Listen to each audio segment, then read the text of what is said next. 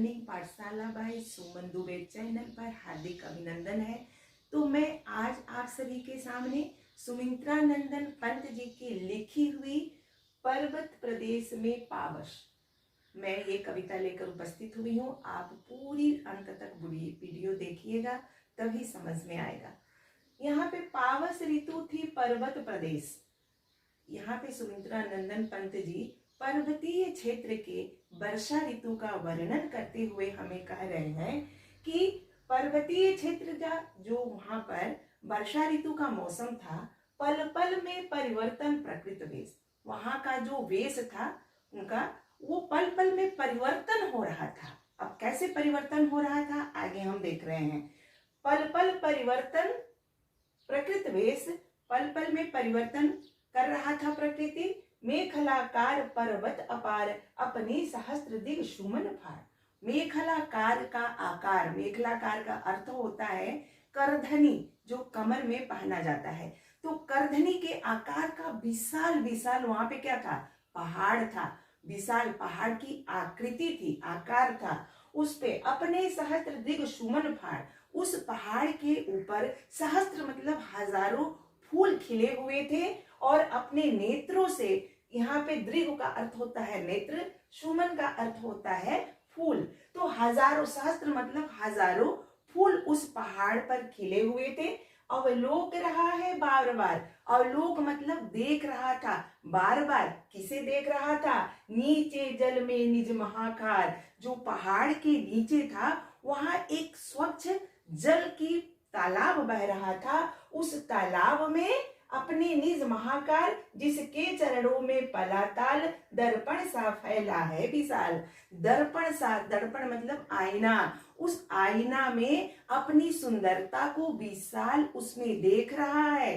कौन, ऐसा मानो प्रतीत हो रहा है कि पहाड़ों के ऊपर सहस्त्र जो फूल खिले हुए हैं, अपनी सुंदरता को, नीचे जो तालाब बह रहा था, स्वच्छ पानी था, उसमें अपनी सुंदरता को बार बार निहार रहे थे।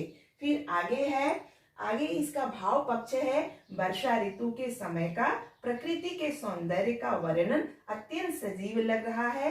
पर्वत का मानवीकरण किया गया है। ये था पहला हमारा भावार्थ। दूसरा है, गिर का गौरव गागा कर झरझर मद में नस नस, उत्तेजित मोती की लड़ियों से सुंदर।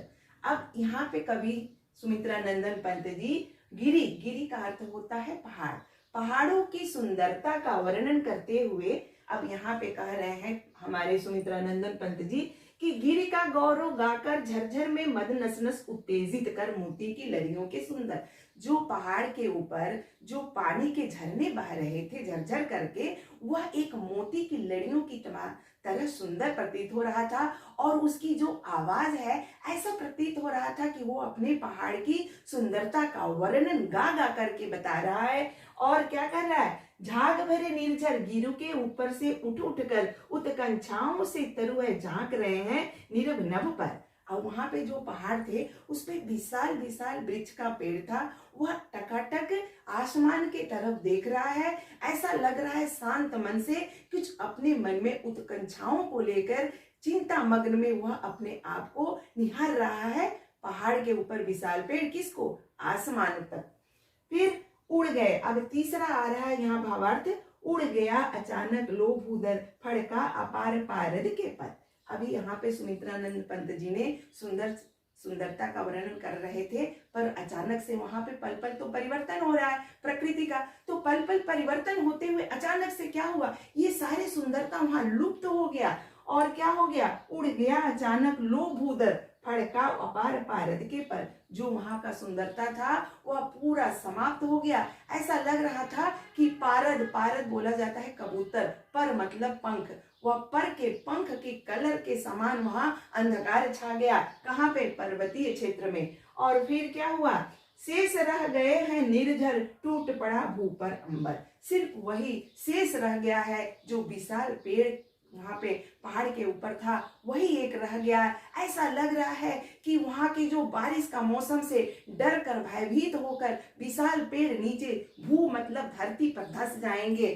फिर टूट पड़ा भू पर अंबर, अंबर से जो पानी बारिश है नीचे टूट पड़ रहा है, धस गए धरा में अभय साल। इसे ऐसा प्रतीत हो रहा है कि वह अब डर करके नीचे जमीन पर धरती पर धस जाएगा। वह विशाल का वृक्ष का पेड़, उठ रहा धुआं जल गया ताल। जिस तालाब की सुंदर स्वच्छ पानी बह रहा था, उस तालाब से धुआं उठने लगा, उस पानी में आग जैसा जलने लगा और धुआं उठने लगा। यूं जलद यान में विचर रहा है, विचर था इंद्र खेलता इंद्रजाल। ऐसा मानो प्रतीत हो रहा है कि इंद्र ऐसा कुछ खेल खेल कर चारों तरफ अपने भयानकता से चारों तरफ नष्ट कर रहा है, चारों तरफ विचरण कर रहा है। इस तरह सुमित्रा नंदन पंत जी ने पर्वत प्रदेश पावस ऋतु के मौसम के बारे में वहां पे हमें समझाए हैं। तो आप सभी को वीडियो अच्छा लगे तो लाइक शेयर कीजिएगा। और मेरा प्रश्न आपसे है कि मेखलाकार किसके लिए यहाँ पे लिखा गया है, मेखलाकार किसके लिए वर्णन किया गया है? आप प्रश्नों का उत्तर मुझे बताइएगा। और एक प्रश्न हमारा है, पावस ऋतु थी पर्वत प्रदेश, पल पल परिवर्तन प्रकृति वेश। इस पद्य में कौन से अलंकार है? आप सब हमें कमेंट के द्वारा जरूर बताइएगा। तब तक के लिए धन्यवाद।